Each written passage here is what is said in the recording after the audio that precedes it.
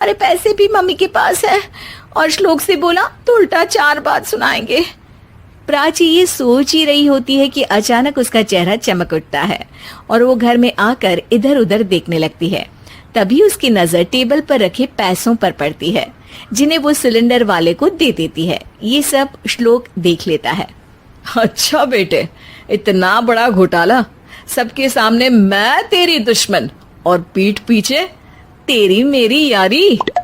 इस पर श्लोक एक प्लान बनाता है और शाम को सब एक साथ बैठे होने पर बोलने लगता है।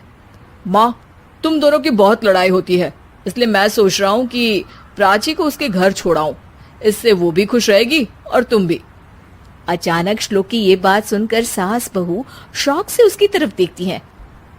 अरे ऐसे कैसे घर छोड़ाओगे, मुझे कहीं नहीं जाना। अरे तुमने बोला नहीं पर मैंने सुन लिया, तुम्हें मम्मी के साथ रहना अच्छा नहीं लगता, मुझे पता है।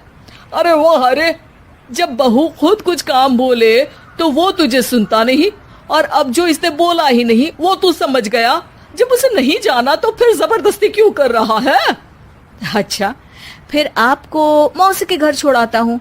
बस अब आप दोनों एक घर में एक छत के नीचे नहीं रह सकती। मैं इस टॉम एंड जेरी की जोड़ी को और नहीं झेल सकता। है? ऐसे कैसे नहीं रह सकते? तुम्हें इतनी दिक्कत है तो तुम्हारा बोरिया बिस्तर पैक कर देती हूँ, लेकिन मम्मी जी कहीं नहीं जाएंगी। बिल्कुल यही सुनना था मुझे। अगर दोनों में इतना ही प्यार है फिर हर वक्त ये लड़ाई का नाटक क्यों करती हो?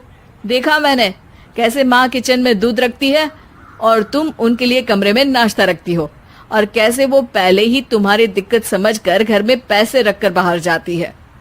अरे भाई, इतना ड्रामा तो डेली सोप में भी नहीं होता जितना तुम दोनों ने इस घर में फैलाया हुआ है। तू हमें टॉम एंड जेरी बोलता है ना, तो याद कर वो दोनों भी एक दूसरे को बाहर वालों की बुरी नजर से बचाने के लिए हमेशा सबके सामने लड़ते थे, लेकिन अकेले में दिक्कत के समय मदद भी तो करते थे। बस हमारा रिश्ता भी कुछ ऐसा ही है। और वैसे भी अगर सास बहू में तू मैं नहीं होती तो दुनिया वालों को कहानियां कैसे मिलेंगी?